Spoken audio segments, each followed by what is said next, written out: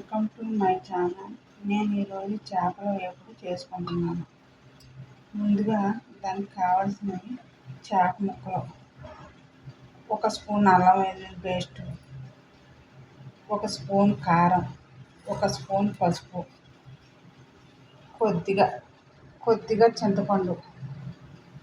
చింతపండుని నీళ్ళలో నానబెట్టుకోవాలి.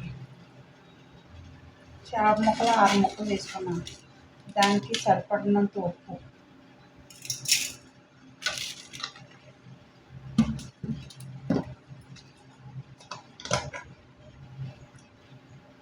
అర స్పూన్ పసుపు,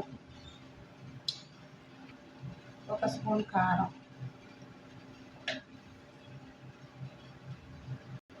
1 స్పూన్ అల్లం వెల్లుల్లి పేస్ట్,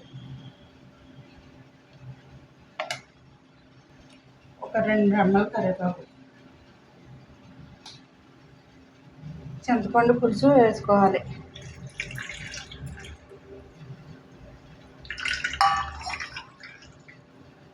ఈ ముక్కలన్నీ ఒకసారి ఇలా కలుపుకోవాలి.